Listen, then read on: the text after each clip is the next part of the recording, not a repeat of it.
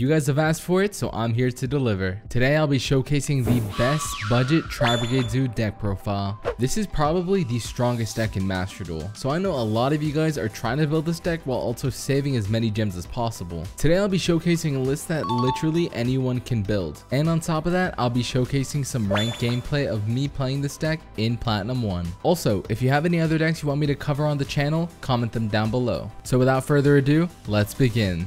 So here's the list. As you can see, literally everything in the main deck is extremely budget. The entire core Tri-Brigade engine literally consists of normals and rares, which is insane. Revolt's a normal. I really don't know why this card isn't a UR, because it really should be. It definitely has the power level of one. The only super rares we're playing in the main deck are the pretty important ones, you know, the hand traps. We need defensive cards, so I had to include those. And of course, the only URs in the main deck are the ones you get for free. The 1 Ash, 1 Lightning Storm, and 1 Judgment.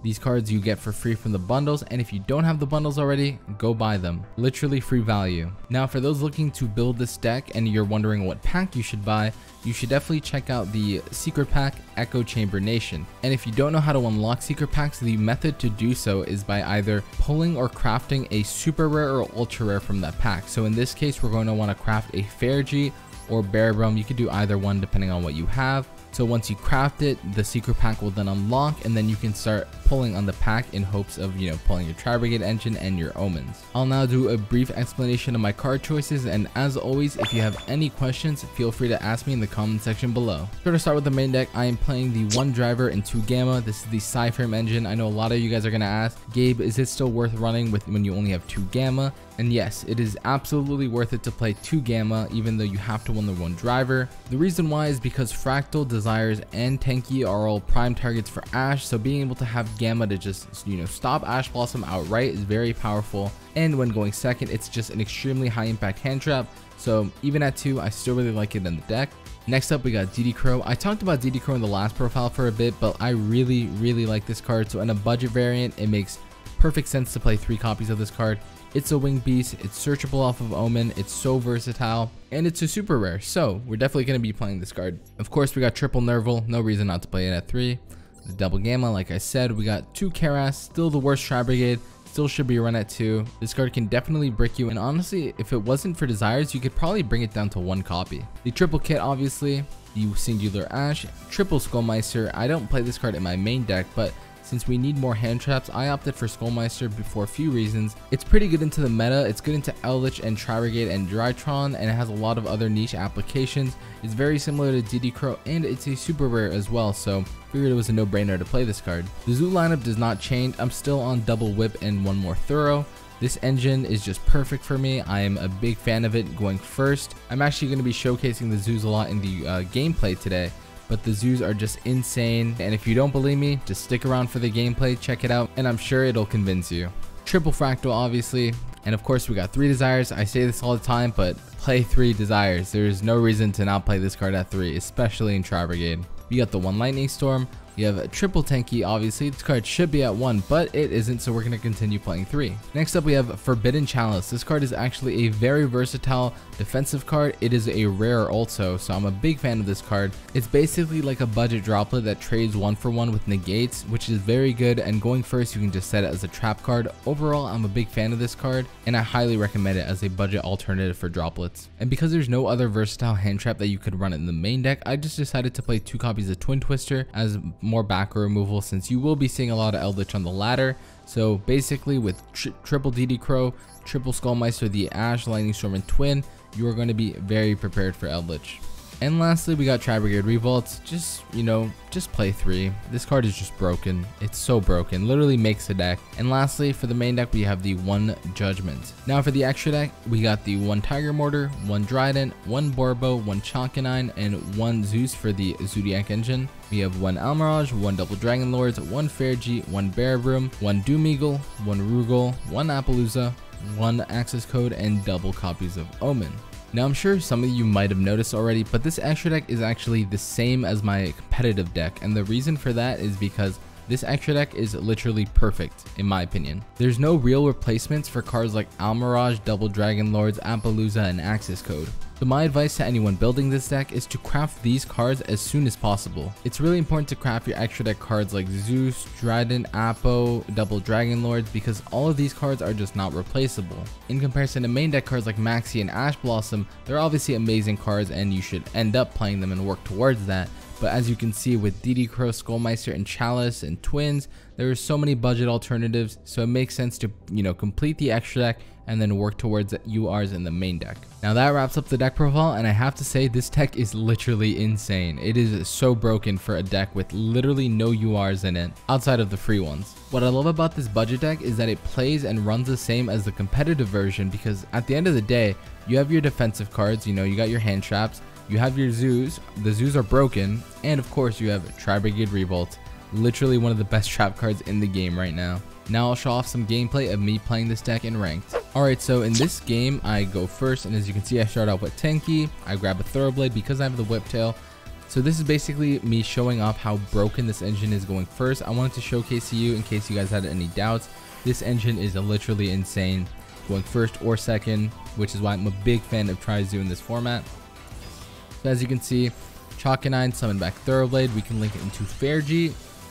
So this is really good because Fairgy is going to summon our kit out of our hand. So far we use 2 cards. Our kit is going to summon Bearbroom, and then we get into an Appaloosa for 3. Fairgy and Bearbroom and Kit trigger all together, so that means Kit is going to send Nerval, which is going to add a Tri-Brigade to our hand for even more follow-up. And we're also getting access to Revolt, which means this is a turn 1 board of Revolt, Chalice, DD Crow, and Appaloosa for 3, which is literally insane because we also have 2 forms of follow-up. So my opponent is playing Heroes, and honestly, it doesn't really matter too much of what he's playing. I really just want to showcase this turn 1 board, and this is like what the Zoos do. But in this case, it's basically a stomp. He starts off with Stratos. I hit him with Appo. He tries to swing over, but obviously we hit him with Revolt to protect the Appo, so Appo is ensured to get 2 more negates. And at this point, there is literally not many decks that can play through this. Like, this is such a good turn 1 opening. We have Appo for 3, we have Omen, we have 2 forms of follow-up, we have Chalice and DD Crow. Like, guys, what deck is beating this? Never mind, Eldritch Setting 5 is pretty good actually now that I think about it. But yeah, he just concedes. That board was too much to handle clearly. Now let's go off to the next replay. So this is a fun little replay showcasing you why you should play the 1 Lightning Storm. If you were unsure of why you should main deck backer removal, here's a good example why. We came across a filthy Eldritch player in ranked and hit him with the Lightning Storm. It's quite easy, just play backer removal. It can be Twins, it can be Cosmic. The Lightning Storm is free, which is why I included it in the list. Just trust me, play the backer removal. It's a safety net. It's nice to have outs to Gozen, Skill Drain, and Rivalry. Those cards are pretty aids, so just be prepared for all of that and you will be good on ranked ladder. But yeah, we basically pop up with the Tri-Brigades here. It was, not too much to deal with here. In case you didn't know, with Tri-Brigades, it is just so easy to OTK boards. Like, you can literally OTK boards out of nowhere with, Karas and a normal summon, going for Omen, Access Code, that's already 8,300 damage. Or if they have no monsters, you can just summon a Doom Eagle that has 4,800 attack points, which is pretty insane. Alright guys, next replay. Alright, so in this replay, it actually starts out very scuffed for me, and it looks like I'm going to lose, very convincingly. So right off the bat, this hand is okay. Like, we're going second and we have 2 Skullmeisters, a Chalice, and a Fractal. So 3 defensive cards, a Fractal, and a Solemn Judgment, which isn't the best. Solemn Judgment isn't going to do much here unless we're going to get to play and set up some sort of board. So you know what, it's not looking too good, but hopefully our Skullmeisters put in work in this matchup and Chalice can help break our board. So he starts off with a Tenki, and I believe he goes for Fractal. Fractal sends Kit, sends Nerval.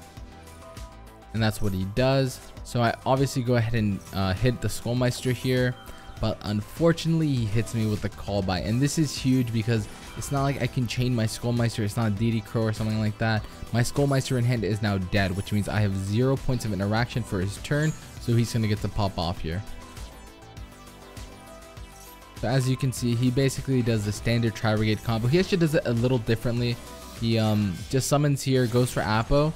And one big tell here is that he didn't summon Bearbroom, and obviously if you're playing Tri-Brigade, you summon Bearbroom turn 1, unless of course you have the Revolt in your hand already. So his line of play ensured me that, okay, this guy has a revolt already in hand, so that's something I need to look out for. So he sets one and passes. So this is obviously the revolt. So luckily for me though, I top deck a Zoodiac, which means my line of play is quite easy.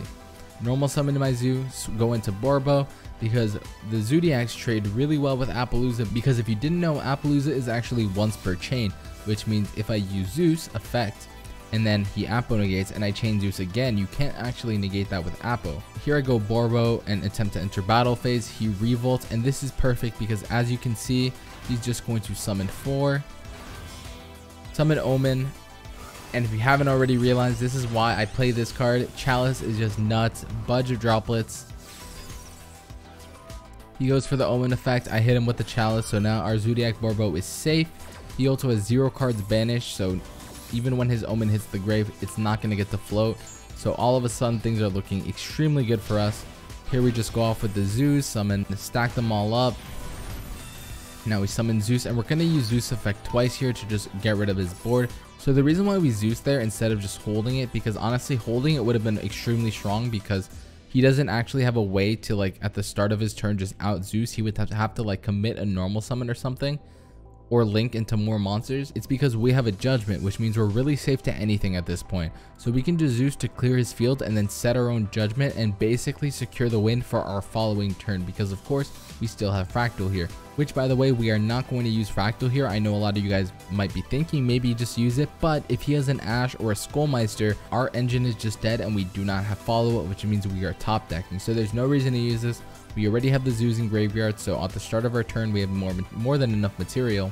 At this point we got Judgment and Skullmeister, and because we know the last card in his hand is a Fractal, it means it's quite likely he might actually send the Fractal effect to send Kit, send Nerval to add, which then we can then Skullmeister to negate, which puts him on a better having a single normal summon, which then we can just Judgment.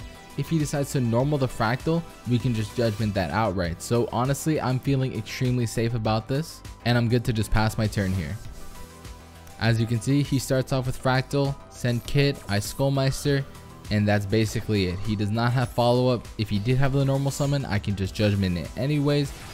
As you can see, just Fractal effect. He ended up drawing Max Seed, but it doesn't matter. We banish 4. We're going to summon Omen here, switch our Zeus to attack mode, and just win the game. So that was pretty insane. We basically won that game because of the Zoodiacs and Chalice, so I figured that was a pretty good replay to show off those cards in action. So that wraps up the replays I wanted to show off today. If you want to see more Tri-Brigade gameplay, make sure to stop by my Twitch, which will be linked down below, where I play this deck literally every day. Thanks for watching, and I'll see you guys in the next one. Take care, everyone.